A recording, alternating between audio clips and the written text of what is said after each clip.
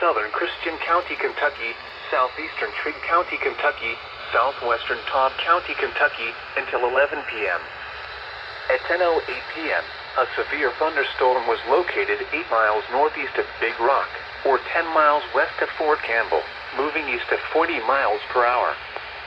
Expected hazards include 60 miles per hour wind gusts and penny-sized hail. This is a radar-indicated threat.